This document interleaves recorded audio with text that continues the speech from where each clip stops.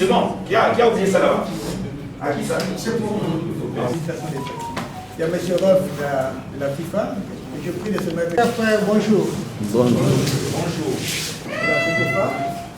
D'abord, pour vous présenter la bienvenue, nous avons organisé, pour les raisons que vous savez, nous n'allons pas revenir là-dessus. Avant d'aller plus loin, je voudrais vous présenter l'international et de la CAF, qui sont le directeur du cabinet du secrétaire général de la CAF. Bonjour. Premièrement, pour mettre en place les projets des statuts qu'on vous a envoyés, que nous allons ensemble discuter. Nous voulons la réaliser. Nous allons souhaiter faire le contrôle, l'examen de choisir les gens qui étaient le plus représentatifs dans les cadres des structures et du corps. La CAF nous avait demandé de travailler sur les statuts sans intéresser le départ d'une certaine temps. Il serait incontournable d'espace football de la République démocratique du Congo. Nous sommes une corporation, nous sommes intéressés par le football. Les journalistes, les anciens joueurs, les présidents des ligues nationales, ce qui nous a permis de revenir vers vous pour vous inviter dans différentes rencontres que nous avons eues. Dans les statuts, les points qui fâchent, ou bien qui vous fâchaient depuis un certain temps, et de donner les propositions. Parce que pour nous, les temps de critique étaient déjà largement dépassés. Nous avons essayé de les compiler et de les proposer, voir ensemble quelles sont les propositions qui ont été retenues, lesquelles n'ont pas été. On expliquera pourquoi, et ensemble, on verra est-ce qu'il faut en sur les articles qui posent réellement problème, voir comment nous allons arriver dans 3 jours. Et l'aspect logistique. D'abord, je voudrais m'excuser. Hier, j'ai partagé là aussi un peu le temps. À un moment, j'ai dit que nous nous battons inutilement pour des pays. Le travail des statuts que nous faisons est plus important que le problème d'hébergement. Nous devons donner l'importance à ce que nous faisons. Être logé pendant 3 jours, pourquoi? Pour recevoir. Mon collègue de juridique vous donnera le nombre de ceux, des corporations qui ont répondu à notre appel. Ils ont donné des propositions, donné des critiques et des propositions. C'est ce que nous attendions. Ce sont ces critiques-là que nous avons mis ensemble. Nous avons discuté pendant des jours et des jours avec les gens de la CAF et de la FIFA. Nous avons essayé de monter cette première mouture des statuts qui reprend en grande partie également les standards des statuts de la Fédération internationale. La direction technique pour répondre de manière efficace à toute cette problématique du talent, et de la découverte du talent congolais, du suivi du talent congolais, de l'orientation du talent congolais, afin de pouvoir constituer des équipes nationales dignes de soi, qui regrouperaient, qui regorgeraient en leur sein les meilleurs talents de notre pays. Et donc nous avons prévu dans ce contenu de cours le Grassroots, et qui est au fait le cadre qui permet aux enfants de la catégorie de moins de 12 ans, donc les plus jeunes, de participer à des jeux, à forme de tournois, aux formes de fêtes sportives, et qui permettra, sans leur donner des orientations, mais ça permettra de découvrir ce talent inné. Voilà.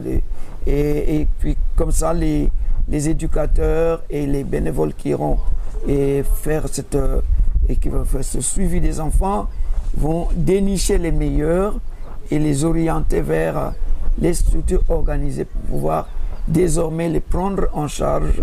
Et c'est ce que nous allons faire. Et alors, la détection, c'est la suite de Grassroots.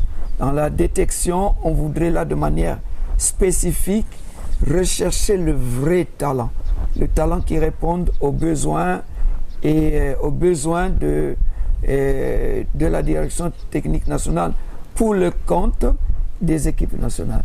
Donc, et là, nous voulons aller dénicher dans la tranche d'âge moins de 15 ans à partir de 13 ans et 17 ans pour nous, présentement, pour la direction technique nationale, les meilleurs talents. C'est-à-dire que les joueurs sur qui on peut compter dans l'avenir et qui pourront poursuivre une formation dans le cadre du cursus de formation et jusqu'à atteindre le haut niveau. Parce que pour nous, nous voulons que ceux qui vont être candidats, les jeunes qui vont être candidats aux sélections nationales, moins de 17 ans, des deux versions, donc la version masculine et la version féminine, que ce soit des jeunes qui auraient compéti dans la catégorie de moins de 15 ans. Donc ils auront suivi le niveau préformation. On va perfectionner, automatiser des gestes, perfectionner des gestes avant d'accéder au niveau formation U17 où ils vont apprendre à comment gagner au plus haut niveau. Et puis ainsi de suite jusqu'au le moins de 20 ans. Le moins de 20 ans iront le moins de 21 ans, l'équipe olympique, le moins de 21 ans, le moins de 23 ans et accéder plus tard, donc dans le cadre d'un projet, plus tard à l'équipe nationale senior. Donc en ce moment-là, on aura aidé les jeunes Congolais qui aujourd'hui souffrent de niveau de formation de base, parce qu'on a l'impression que sur le plan tactique, c'est que le monde professionnel dit de nos joueurs, ils sont pétris de talent sur le plan technique parce qu'ils ont un talent inné, mais ils ont des problèmes dans la lecture du jeu. Et cette lecture du jeu, on ne l'acquiert pas. Il faut qu'il y ait un cheminement dans l'apprentissage qui part justement depuis le moins de 12 ans, comment se déplacer sur un terrain, et où se placer quand on a perdu le ballon, pourquoi doit-on se placer pour qu'on a perdu le ballon, et évolutivement on commence à aller circonscrire dans un cadre précis où tu es défenseur de couloir, tu es défenseur central, tu es milieu de terrain, comment se comporter. Donc c'est cette base qui fait défaut aux joueurs de notre championnat, et c'est ce que nous voulons résoudre de manière efficace pour que nous ayons un championnat de niveau relevé où nous aurons des joueurs réellement compétitifs capables de répondre tactiquement et aux besoins, aux exigences, disons, du football de compétition de haut niveau.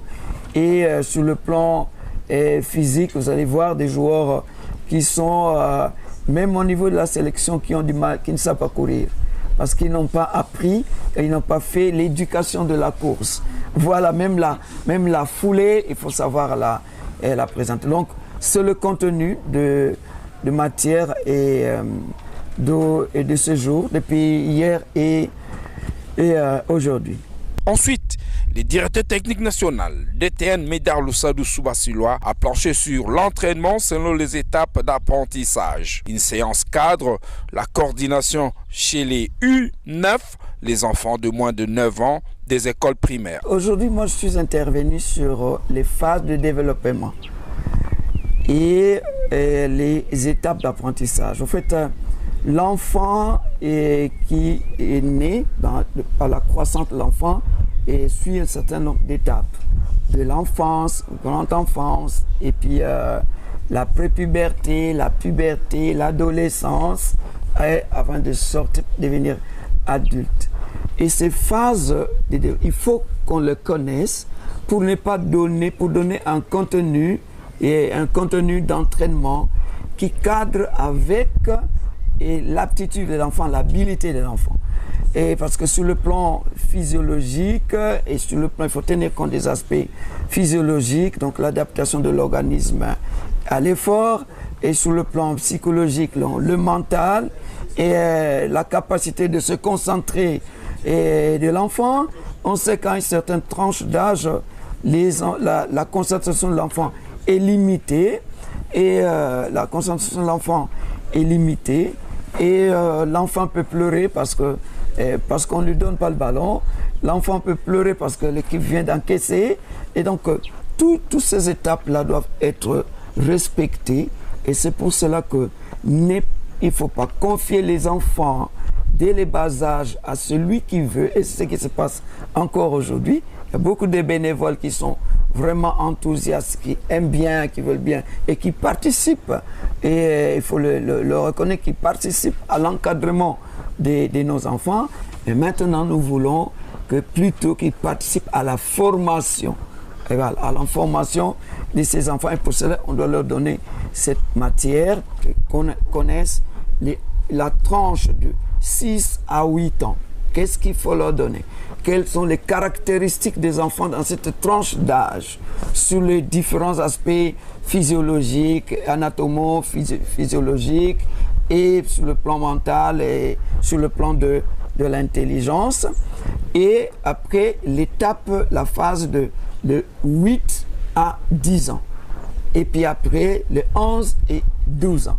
Pour terminer la première étape de la formation et en ce qui concerne sur le plan footballistique avant de rentrer dans la préformation qui sera une autre matière. Ça, c'est le contenu qui concerne le moins de 15 ans. Donc, c'est le contenu qu'on a donné aujourd'hui. C'est sur justement ces différents aspects. Quelles sont les caractéristiques des enfants, les différents âges que je viens de citer et quel est le contenu de matière.